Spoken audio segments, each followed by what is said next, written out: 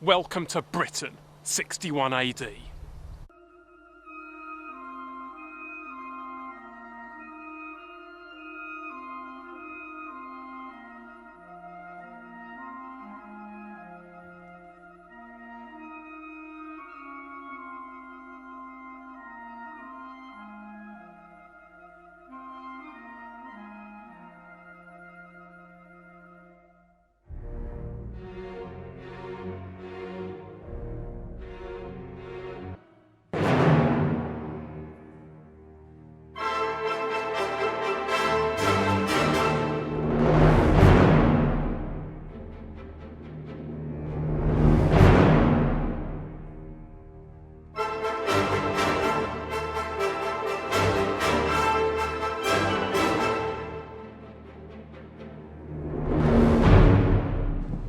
Hi, I'm Royston Temple. Join me as I investigate the real story behind Boadicea. Was she genuinely a heroic warrior queen, or was she simply a mass-murdering barbarian?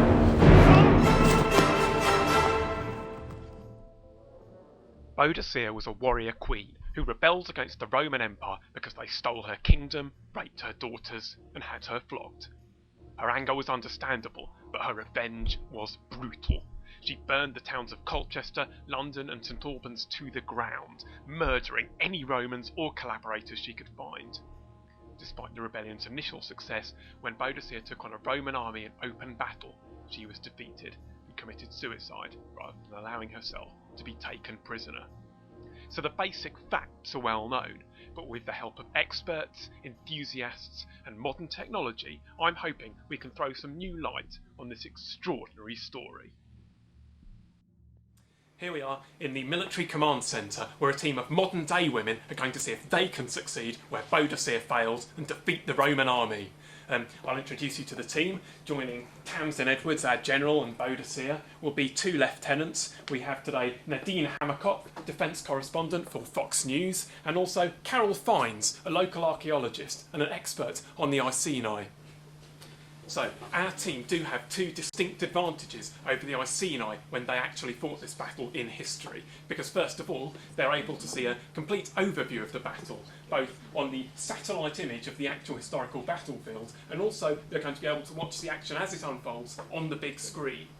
And that's going to be a big help to our general as she commands the tactics as the battle occurs. Now, the second advantage they have is that we have two military experts and two historical experts in the studio today, and they're going to be able to ask those experts some questions, and those questions will be essential in forming the strategy that they're going to use to defeat the Romans. Carol and I were wondering whether the general, that's me, should be at the front or the back of the formation. Well, Boadicea was a wild kind of woman, and I think she would have been leading from the front right at the start. But in reality, she would have been raging all over the battlefield in her bladed chariot. I think she should move between the front and the rear according to what's happening, much the way that a dog might herd sheep. What kind of weapons do you think we would have had at our disposal here? Well, unfortunately, incredibly crude ones in comparison to the wonderfully well-trained and glisteningly armoured Roman opposition. So all you've got is short blades and cudgels and lots of woad. I think it is important to remember, as I said, we know very little. The only physical description we have of Boadicea is from the Roman historian Cassius Dio, who claimed that she was a tall woman with a mass of red hair. Around her neck, she wore a ceremonial gold neck ring, a torque, and she wore a multicoloured tunic secured by a brooch and a thick cloak. But Cassius Dio was a notorious liar. In Roman times, nutrition was generally very poor, particularly for the savage tribes of East Anglia. Boadicea was probably 5 foot tall at the most. Cassius Dio never personally encountered the Iceni, and his description of Boadicea as being red-haired is likely to be derived from the Scots and the Picts, many of whom did indeed have red hair, and some of whom were brought to Rome as slaves. Red hair is not thought to have been common amongst the peoples of southern Britain. Similarly, the golden neck ring, multicoloured tunic, and other adornments described by Cassius Dio are likely to be figments of his overactive imagination. It is, however, probable that she wore a thick cloak as protection against the biting Fenland winds. In addition, we know that Boadicea already had 2 daughters of marriageable age, so she's likely to have been at least 30 years old, if not much older, and we know that the Romans raped her daughters, but they were not interested in the queen herself, so in fact it seems likely that she was extremely ugly.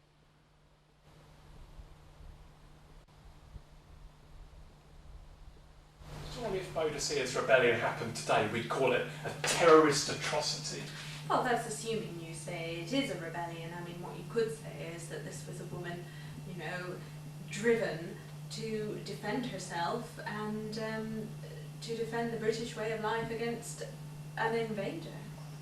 But when she, responded to this violation of her daughters by just going around massacring everyone that she could find, wouldn't today we call that terrorism?